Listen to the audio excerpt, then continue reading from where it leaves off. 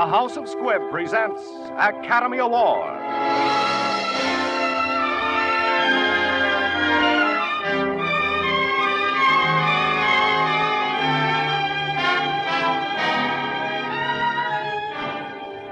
Every week, Squibb brings you Hollywood's finest.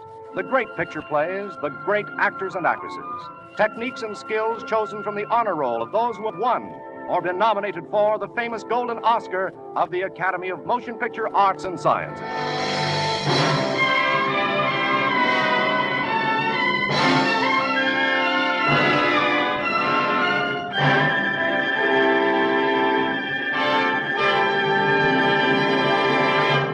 And now, E.R. Squibb & Sons, manufacturing chemist to the medical profession since 1858, bring you one of Hollywood's best-known stars, Joseph Cotten. Tonight you will hear Mr. Cotten in the exciting drama Foreign Correspondent, which was nominated for 4 different Oscars. Yes, for Best Photography, Best Original Screenplay, Best Supporting Actor, and Best Production of the Year. Foreign Correspondent was nominated for the 1940 Academy Award.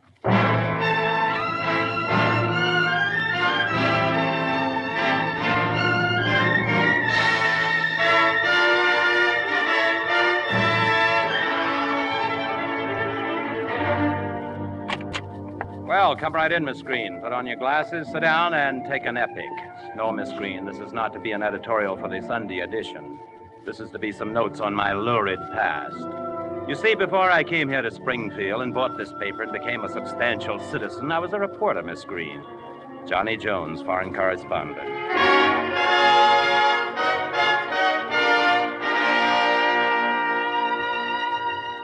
That was long before there was even a phony war. I was sent to Europe to meet a man called Van Meer, known as the Strong Man of Holland. He had been one of the signers of a secret treaty between Holland and the Allied powers. I was to get Van Meer to talk and to tell me what was in that treaty. My wife's maiden name is Carol Fisher. Her father was head of the Universal Peace Party. I met Carol over there and fell for her like a ton. When she went down to Amsterdam with her father, I went too. There was a conference there, and I intended to kill 2 birds with 1 stone. For Van Meer was to be the principal speaker. I had met old Van Meer in Paris, so I didn't have much trouble nailing him when he got out of a cab in front of the conference building and started up the steps. He didn't seem very happy to see me. Why, Mr. Van Meer, how are you? We somehow seem to lose each other, sir. Don't you remember me? I'm the American reporter from New York. Seemed anxious to get away from me. Seemed not to remember me. Just then a photographer jumped out in front of him. Hold it. Picture.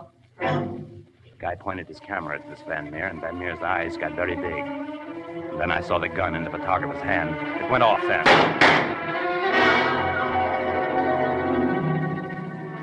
I guess I stood there like a goon, just watching Van Meer fall. He was dead when he stopped rolling down the steps. This phony photographer dropped his camera and ran into the crowd. I ran after him. He got into a car and roared away. I looked for a car, and just then my sweet Carol comes riding up in the Bentley with one of those big blonde Englishmen at the wheel. I jumped into the car, pushed Carol over, and yelled at the handsome brute. Follow that car, quick, hurry. Might as well humor him. Righto.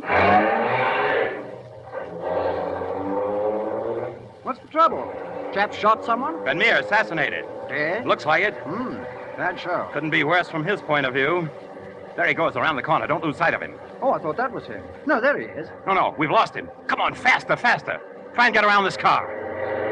That's good. There he goes. He's had the luck of the devil. We might get him here. Blow your horn, blow your horn! I say, old girl, mind shoving your knees out of the way. Makes driving difficult. Ah, that's better. Not at all. Anything I can do. Glad to help. Guess we're catching up on him. Shooting at us, by Harry. Shattered the safety glass. Wonder whose make. Better hop into the back, old girl. Good chauffeur we've got, Miss Fisher. Very. You two know each other? Oh, I forgot. This is Scott Folliot, newspaper man, same as you, Johnny. Correspondent of London Post. Mr. Jones, Mr. Folliot. How'd you do? Here we are, old chap. Out in the country and very desolate, if you ask me. Keep on his tail. He's around that curve behind the windmill. We'll have him then, old boy. Here we go. I say, the chap in his car disappeared. Vanished. He couldn't have. He has. Look at that. The sails on that windmill. Well, quite common over here in Holland, old boy. I could have sworn those sails were going against the wind just now. Why don't you lie down on the wet grass, old boy, and cool off? I'll cool off at the proper time, but first, would you do me a favor and go back and get the police? Police? What for? We shan't need the police. I've decided not to prosecute. You're going to bring the police back here because our man is in there. In where? In that windmill. What makes you think so? While I'm explaining, a lot of things can happen. Will you please take my word for it and get the police? I'd go myself if I spoke the language. What will you do? I'll stick around here and do some snooping. I hate to seem executive, but this is serious. Right you are, old boy. You shall have the police. Regiment of them.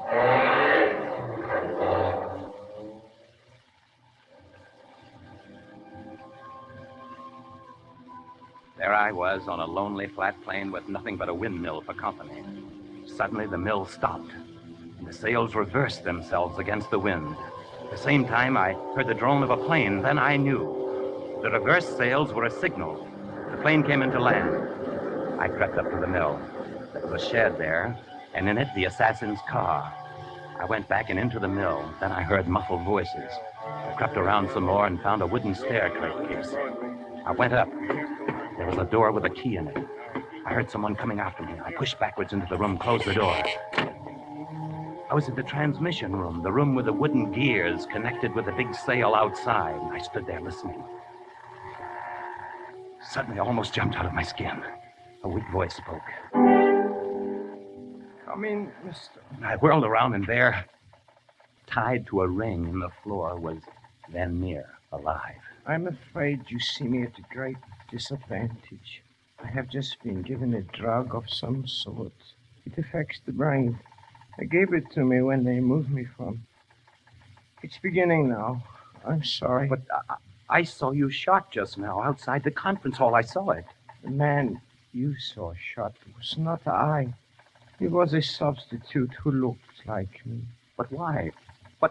They want the world to think that I have been assassinated, to conceal the fact that I'm in their hands. Their hands? Well, who are they? I cannot explain. I am not certain. All that I can tell you is that they are going to take me somewhere by plane. Van Meer's head dropped, and I jumped for the crossbeam above me, pulled myself up, and lay there near the big gear. The door opened, 4 men came in, picked up Van Meer, and took him away. When they had gone, when the plane had died away, I got out of there fast. I came back with the cops, and they thought I was nuts. There was no assassin's car, no assassin, no plane, and no Van Meer. I laughed it off and went over to London with a big news beat in my pocket. I wanted to see Carol's father and find out if he could help me. On a night boat, I made love to Carol.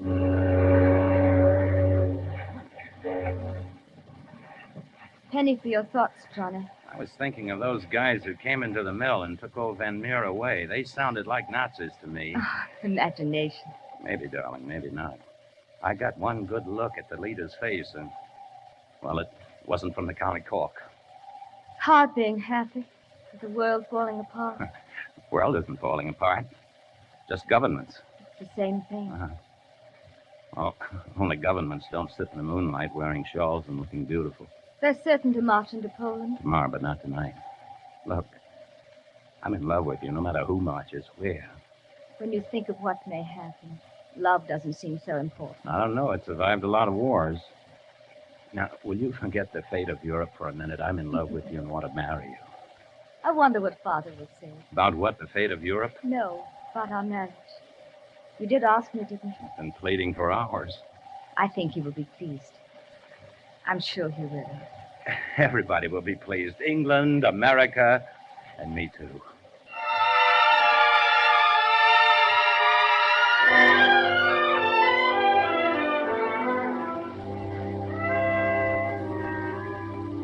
We got a Fisher's house in London, and I was feeling just like a guy whose daughter is about to tell her father that you want to do that serious thing. The butler opened the door, and there was my future father-in-law having breakfast with a man whose face was the face that led the guttural voices up to take Van Meer away from the mill. Carol, my dear, what a pleasant surprise. And you didn't even wire me. Father, I hope you don't mind us barging in like this. Johnny brought me over on a boat. Mr. Krug, how nice to see you again. Oh, but of course you haven't met Mr. Jones. It's Krug. Mr. Krug is with an embassy here. I think I shall have to be getting along, Mr. Fisher. Shall we settle on the wording for the peace petition now or leave it till later? Oh, we might as well clear it up now. You'll excuse us. Go right ahead, Mr. Krug, into my study. Father, could we have just a moment? Terribly important. Why, certainly. I won't be long. Mr. Fisher, get the police quick. Van Meer isn't dead. Van Meer isn't? Why, that's fantastic. They kidnapped him, then shot his double. I saw Van Meer afterward in a mill in Holland. That man, that Krug, was with him. Krug? That's ridiculous, Johnny. We've known him. I know, dear, but Mr. Jones says... I tell you, I spoke to Van Meer. He told me they were taking him somewhere by plane. They must have brought him here to England. I've always felt a little uneasy about Krug. Mr. Fisher. I'll keep him there. Coming, Mr. Krug. Be careful, Father.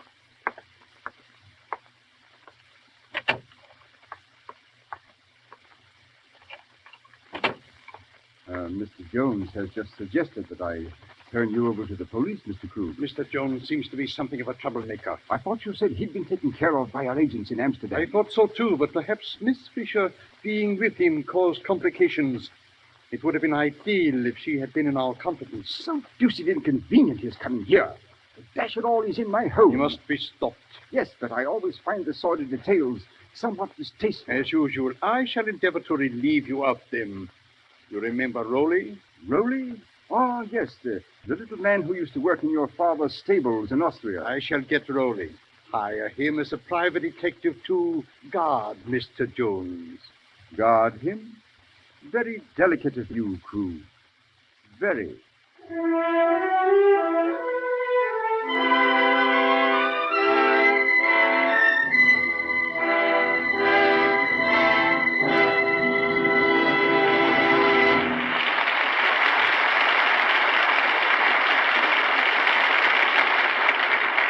In just a moment, you will hear the second part of Academy Award. Delightful Squibb Dental Cream is a member of the great family of Squibb products that every member of your family will enjoy using every day. Youngsters and grown-ups alike find it so refreshing. Let it linger on your tongue for just an instant and note that spicy tang of mint. Fragrant, frosty, you can taste the refreshing difference when you use Squibb Dental Cream. Let its pleasantly brisk action wake up your whole mouth. Leave it tingling, alive. You can feel the refreshing difference when you use Squibb Dental Cream. And soon you'll see a refreshing difference in your smile. For the polishing agent in this quality dentifrice is one of the safest, softest, yet most effective known to dental science. So begin tomorrow to brush your teeth with Squibb Dental Cream. Then you'll enjoy all three ways a fine dentifrice can serve you. You'll taste, feel, and see the refreshing difference. Use Squibb Dental Cream.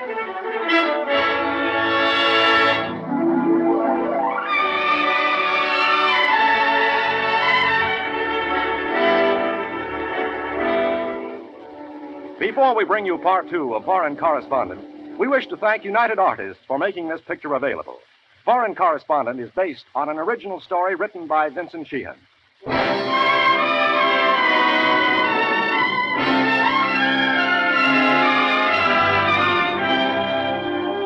And now, the House of Squibb presents part two of Academy Award, starring Joseph Cotton in Foreign Correspondent.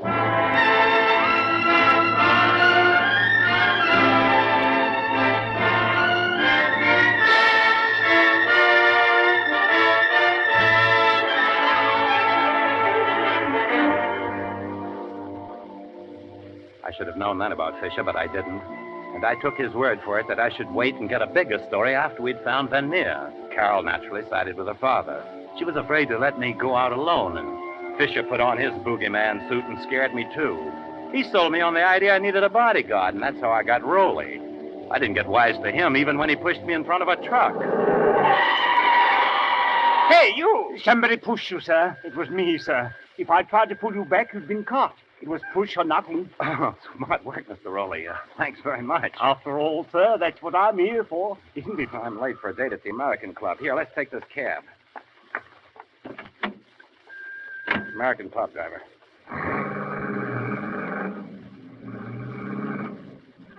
I'm not certain, sir, but I've an idea that two men have just got into another cab to follow us. Oh, I can't see any other cab. I'm not certain, sir, but I'm sure I saw them.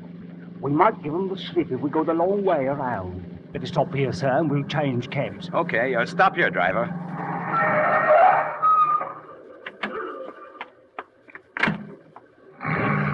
No, sir. No use waiting for them to catch up.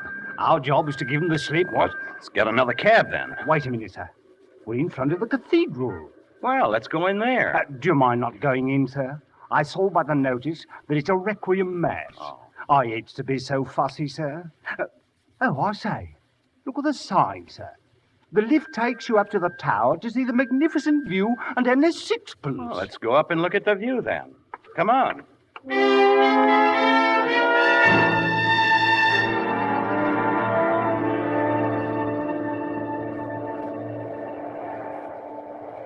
Say, this is pretty dangerous, this low railing, and some drop, too. Oh. You better be careful, sir. I was a bit scared when you leaned over just now. I was once with a chap on a bridge in Switzerland. He had a very nasty fall, killed him stone dead. Always made me a bit nervous since. Well, let's go down. I got a lunch date. Don't go down yet, sir. Oh, just a moment, sir. I believe that's the Horse Guards from Buckingham Palace approaching, sir. A rare and unusual sight. You're in a bit of luck, sir. Where?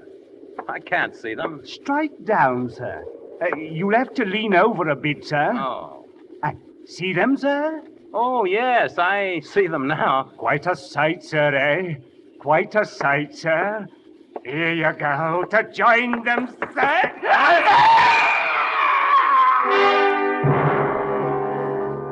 I don't know what made me turn aside suddenly. One of those hunches. But just as I did, Rolly, with his hands stretched out to push me, went hurtling by and over the rail and down to a horrible death before the crowd below. The thing that sent chills up my spine was that I knew then that Carol's father had tried to have me murdered. In my state of mind, it was like a double skite seeing old boy Folliot again. Hello, old boy. Congratulations on your little set to with Rowley. How'd you know about Rolly? Rowley and Fisher, old boy, and the fellow with the high-necked sweater. Matter of fact, followed them here to London. I see. Then you believe me now about Van Meer? Oh, of course. I'd suggest we work along from here together, old boy. First thing I'd suggest after that would be that you kidnap Fisher's daughter. What? Well, all right, old boy, no offense. But if you give me a chance to bear down on Fisher, he dotes on her, you know. Maybe he'd talk and tell us where Van Meer is. Hey, who are you anyway? I mean, what are you? British subject, old boy, patriot and all that. My country's on the verge of war. I see. Okay, pal, I'll kidnap Carol. That is, I'll go through the motions. Where'll I take her? Take her to Cambridge. I'll get you digs at the College Arms. Oh, wait, now, what happens after you get Fisher talking? I'll phone you, old boy, and let you in on the kill. It's a deal.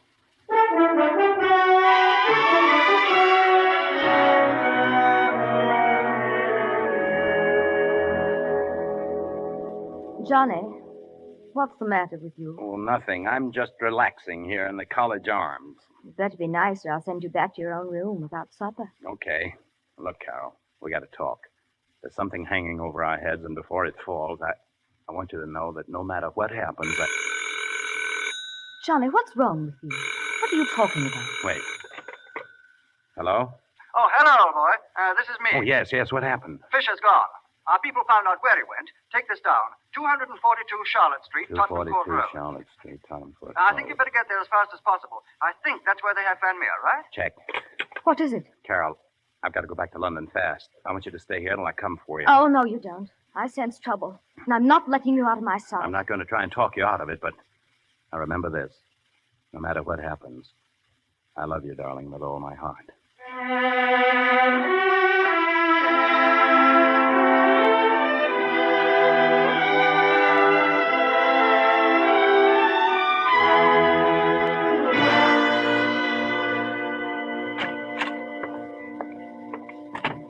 Where is Van Meer?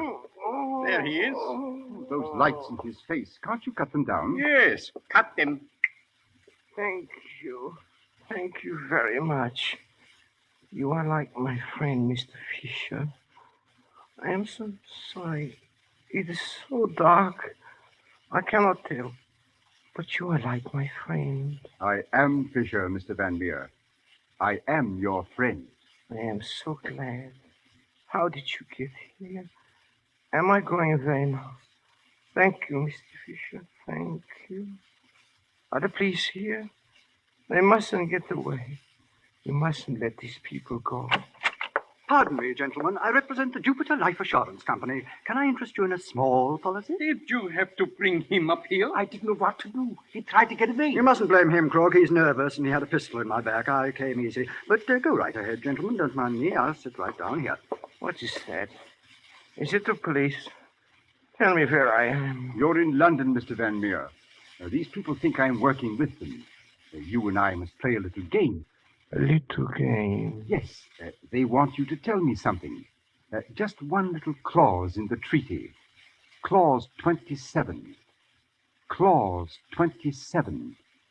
Come, Mr. Van Meer. But it's the secret clause.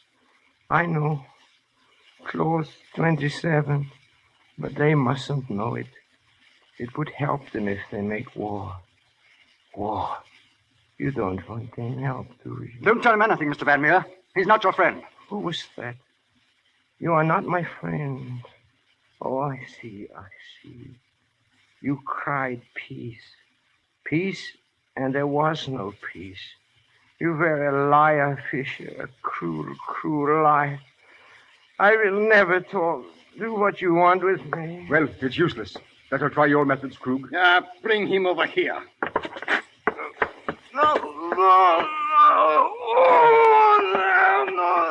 No more of that. I talk. Then talk. Oh, in the event of invasion by an enemy power, Her Majesty's government solemnly pledges that. Steady, Van Meer, steady! Asper, Get him!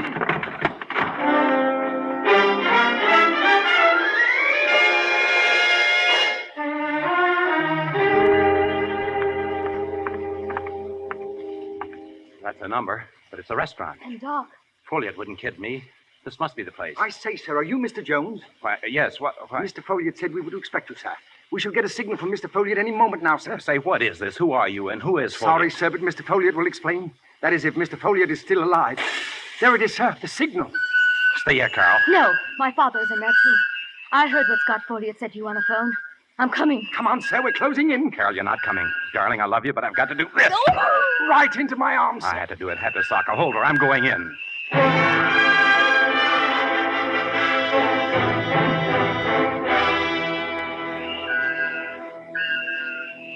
We're trapped. Yes, old boy, you are, to put it in so many words. No, I've got to get out of here. Too late. The place is surrounded. And this man must die before they get here. What about us? You will pay the price your country asks. The work is not finished. I must go on. Very well. Sorry, Folliot, this is war. Think nothing of it, old boy. Go ahead and shoot. No, I'd feel silly if I were you, Krog. Taking the rap, holding the sack, as it were, for Fisher. He wants to sell out so as his daughter won't find out he's been a Nazi spy. So the daughter, eh? Do as you're told. That's an order, Krug. Why should we die and let you get away because your daughter doesn't know about you? I have a daughter, too, in the homeland. Shoot, you fool! Quickly! Yeah, I shoot. Stand where you are, all of you. Drop those guns. Folliot, you all right? Hello, old boy. Mighty happy to see you. Fisher. He's been shot. Yes, old boy. I talked Krug into it. He's dead. Yes. Take those people away. Mr. Van Meer. He's just barely alive. But he didn't give us away on that treaty. Was Fisher really... Yes, he was in charge of those Nazis. Carol? Oh, innocent old boy, doesn't know a thing. What am I going to tell her? Fisher was a Nazi, though only half German. She's all English, old boy. You could tell her father came here to talk to Van Meer and was trapped. That true? Well, yes, old boy. Only it was we who trapped them. And who are we? British intelligence, old boy. Better get to a cable office. You have a whale of a story for your paper. Yeah, and a whale of a story to tell Carol, too, old boy.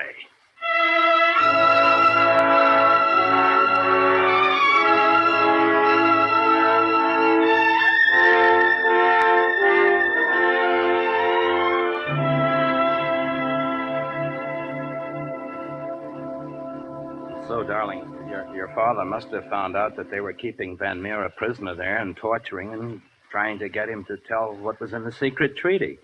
Father went there, and Krug killed him before we could break down the door. Bye, Johnny. I love you. I shall always love you. Now, goodbye. What are you talking about? Goodbye. I know you love me, too. That's why you're lying to me. My father was a Nazi agent, and he was shot by Krug, his subordinate. You didn't know your father would... No, I didn't. Not until he hired that man to try to kill you. Then I began to suspect. When I heard Foley call you at Cambridge, I knew. That's why you came with me. Yes. I was going to try and talk you out of going in there. I was going to try and make you go back to America before you knew. I am going back to America. Oh. Oh, yes, of course. I'm going back with my wife.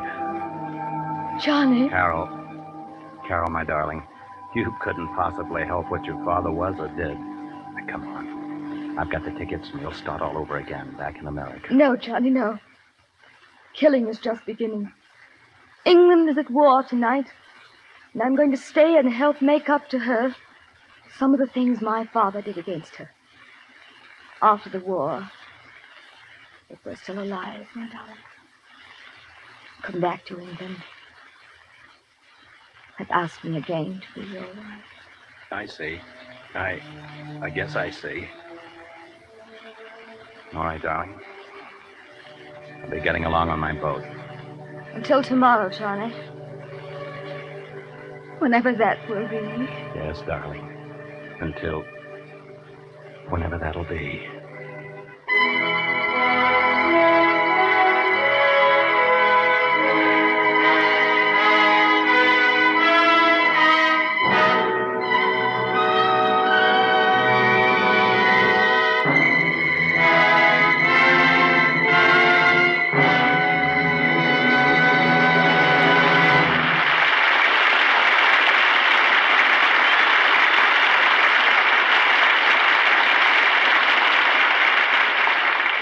To help all mankind toward greater health and happiness, thousands dedicate themselves to the service of others through scientific research in the field of medicine. Playing a vital role in this vast scientific effort, the House of Squibb maintains at New Brunswick, New Jersey, a great research institute. Separate and distinct from the business activities of Squibb, the Squibb Institute for Medical Research carries on investigations in the same spirit and in the same manner as the laboratories of universities, foundations, and endowments all over the world.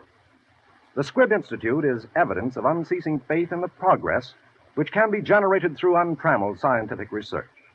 Your doctor knows how much the Squibb Institute has aided in the development of many of the newest weapons in the victories over disease and pain. He knows, too, that the Squibb products he uses reflect the same high principles, the same devotion to the search for perfection that is behind the Squibb Institute for Medical Research. And you may use, with the same confidence, the many everyday health necessities Squibb makes for your medicine cabinet. To make sure you're getting Squibb quality, ask for it by name. Ask for Squibb, a name you can trust.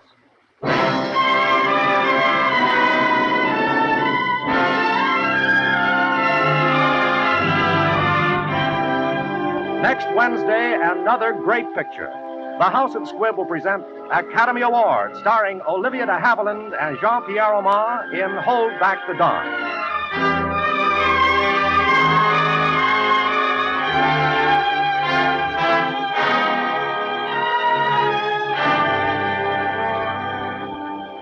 Today's performance of Foreign Correspondent was written for radio by Frank Wilson, with an original musical score composed and conducted by Leith Stevens. Our producer-director is Dee Engelbach. We wish to thank Mr. Joseph Cotton for his splendid performance tonight. Joel McCrae, who was previously announced, was unable to be with us because of last-minute changes in his motion picture production schedule.